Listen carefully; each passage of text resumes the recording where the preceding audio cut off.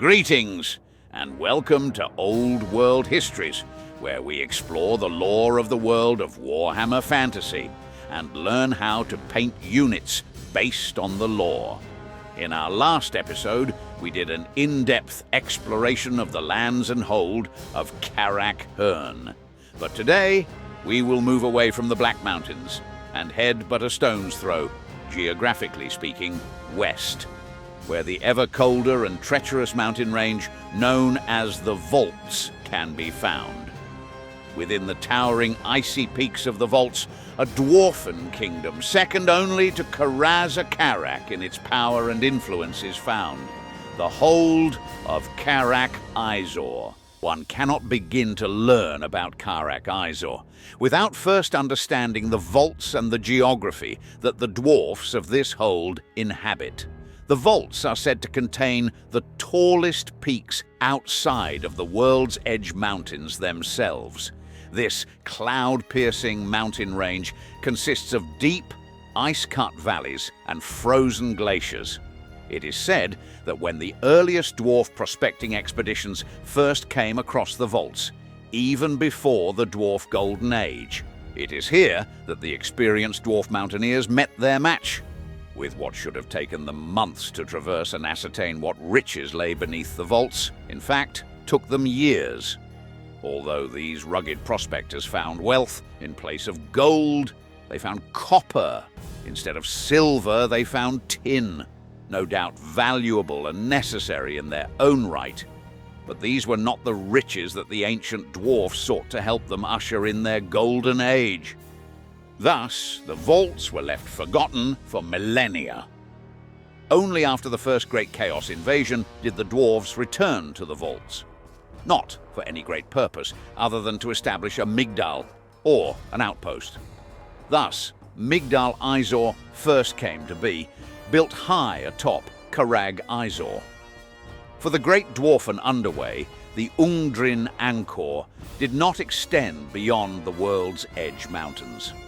The primary purpose in establishing this far-off outpost was to serve as a relay station for conveying smoke and fire signals, the primary means of communication used within the Grey, Appuccini, or Irana Mountains further west, to relay messages to outposts such as Migdal Hern in the Black Mountains to the east. It wasn't until the War of Vengeance, or also known as the War of the Beard, did much transpire in Migdal Izor during the height of the conflict between dwarfs and elves. The outpost played its intended role, primarily to alert the dwarfs of elf troop movements, including sightings of the deadly dragon riders, who back in those days were still atop their fierce dragon mounts. It's been rumored that the reason for the abandonment of Migdal Izor was as one of the many untold tragedies in the War of Vengeance, and stood abandoned for many centuries to come. It wasn't until another great calamity many centuries later that Karak Izor began to come into its own. But it started not in the vaults, but amidst wholly a different peak and hold, that being the Dragonback Mountains and the infamous yet tragic Dwarfen hold of Ekrund. For it was the survivors of Ekrund that Karak Izor was to be rediscovered and reclaimed. This all occurred during the time of woes, where catastrophe struck the Karaz Angkor and its people, as above, so below, with violent tectonic shifts, damaging countless holds, and even the underway suffering thereby, cutting off communication within the Dwarfen Empire. Simultaneously, swathes of Skaven and Greenskins attacked countless holds and outposts, killing all inside and claiming them for themselves, or simply leaving them destroyed and abandoned. Such was to be the fate of Ekrund, if it was not for the sacrifice of the king and defenders of Ekrund, who managed to break through the encircling Orc horde, to allow for thousands to flee to the shores of the Black Gulf, where their kinsmen from Barak Var helped them escape. Bitter is the memory of those times, for the entire Dwarfen race recounts and retells the difficulties that befell their people. But dwarfs are a hardy people. Albeit highly stubborn ones, they endure. After centuries of failed attempts to reclaim Ekrund, the survivors travelled north from Barak-Var, where they discovered the vaults and the remains of a once dwarf outpost. It was at this moment that Karak Izor was finally born. Among the surviving clans of Ekrund, the aptly named Izorgrung clan led the long winding column of weary dwarfs to their eventual home, but the trek there was no easy endeavor. Rock slides had swept away mountainside paths and ranger bridges, and with reports of a new threat being present, the Skaven made the journey all the more difficult. But dwarfen determination saw them through. It was thus that in negative 1362 of the imperial calendar that Karak Izor was officially established. Some say that the founding of Karak Izor corresponds with the time that the High King labelled all the holds west of Blackfire Pass as deserters, for having abandoned their fallen holds, mines and settlements that brought immense wealth to the Karaz Angkor. This edict did little to concern the clans of Ekrund, for they were too preoccupied with survival to worry about royal proclamations.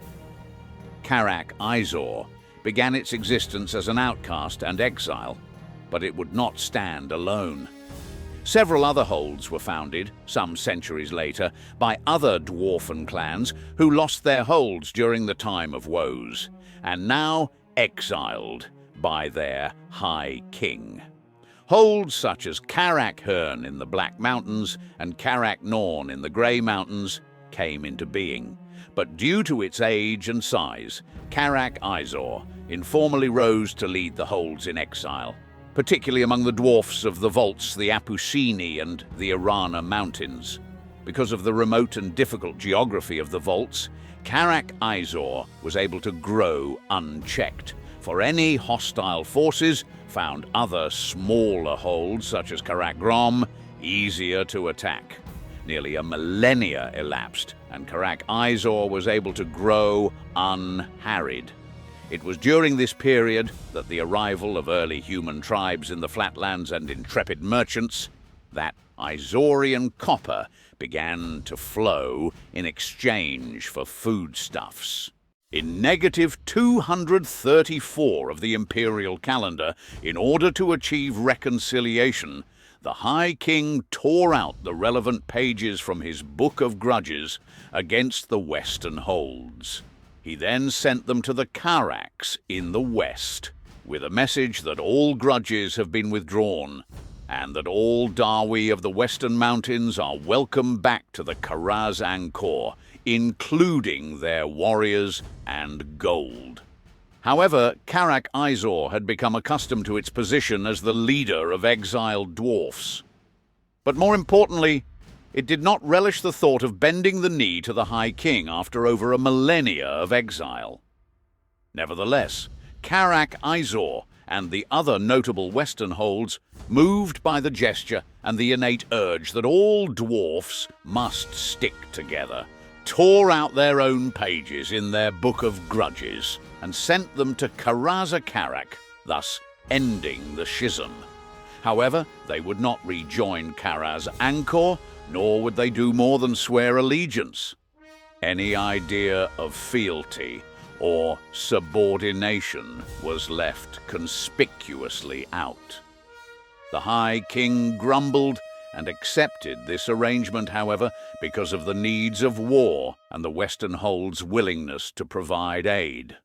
The tale of Karak Izor, after its return to the Karaz Angkor, is a quiet one, marked not by strife, but by steady toil and measured growth. With the founding of the empire, trade began to flourish once more. Izorian copper, long prized for its quality, found eager buyers among the rising human realms. In time, minor princedoms sprouted in the borderlands and trade slowly pushed southward, though the routes remained arduous. The vaults offered no easy passage. Caravans were forced either southwest along the mountain's edge to Karak Grom, or northeast through the treacherous, snow-choked Brenheim Pass into the Black Mountains. The rugged terrain, while a shield against war, stifled trade. It was for this reason that the King of Karak Izor called upon his miners and engineers to dig deep, seeking to emulate the once great underway of old. A network of tunnels linking outposts, mines and lesser settlements would, it was hoped, breathe new life into the hold's fortunes. Yet it was not hardship, but peace that allowed Karak Izor to flourish. Unlike many others, it spread far, founding new settlements in all directions. Tens of thousands of dwarfs now dwell in the hold itself, making it the mightiest stronghold west of Blackfire Pass, save for Barak Var. Its strength lies not just in numbers, but in its holdings. Grung Scree, rich in lead and copper, Grung Agrilatas, famed for gemstones, and Grung Bryn, with its deep silver veins. Beyond these mines, the hold claims 4 smaller settlements: Kazid Virvan, Kazid Nekawukas, Kazid Algikarag, and even the human town of Hochstadt, which serves as the breadbasket of the realm. Rarely has the banner of Karak Izor marched forth in war. The hold, ever wary since the fall of Ekrund, has long held a defensive stance, guarding its high approaches with gyrocopters. Among all the holds of Karaz Angkor, none rely upon these flying craft more than Karak Izor. They serve not only in battle, but as swift messengers between the hold and its far-flung settlements, while the great network beneath the mountains are still being carved. The many outposts swell Karak Izor's coffers, crafting fine weapons, intricate metalworks and glittering jewelry. Copper remains the lifeblood of the economy, but its miners, ever hopeful, were recently rewarded. Undiscovered gemlodes have been struck, and fortune once more smiles upon the sons and daughters of Karak Izor. With that, we will head on to the painting portion of the video. The banner of Karak Izor bears a striking image, a copper-clad peak struck by lightning. Many among the clans say it recalls the sparks that leap from anvils in the deep forges as the smiths ply their ancient craft. Yet, the rune scribes speak of a deeper meaning. They tell of Draukine, the dragon whose fury scorched the mountainside in ages past, melting the copper ore and leaving a gleaming scar upon the rock, one that still draws the thunder from the skies to this day. Copper trims the edges of the banner, a tribute to the wealth of the hold, while the green field behind harks back to Ekrund, the lost homeland from which the Azorians originated. However, there are those that look to the future and identify as Izorians first and foremost, with some banners depicting a hammer and anvil representing its industry, with a deep, dark blue field representing the frigid cold and vast glaciers that are found throughout the vaults.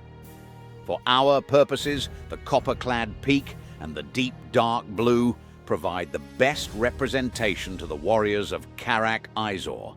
Thus, we will focusing on these elements the most.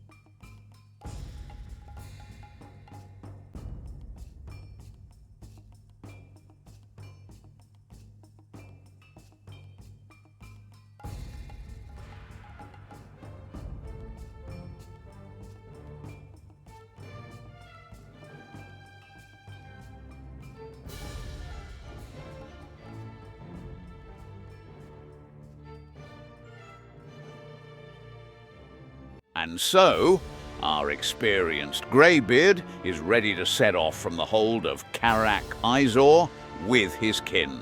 Whether it's to repel an enemy force, reinforce a distant settlement, or to strike out some grudges. If any foes see the banners of Karak Izor, they would do well to flee. For the dwarfs of this hold will fight bitterly that which is theirs, for they will not allow for past tragedies to repeat. The dwarfs of Karak Izor are fortunate, but ever vigilant, as their kingdom continues its steady growth. Thank you for watching Old World Histories. If you enjoyed the video, consider leaving a like, a comment, and if particularly appreciative, subscribe to the channel. As always, thank you for watching, and until next time. Karunin Karak, protect and endure.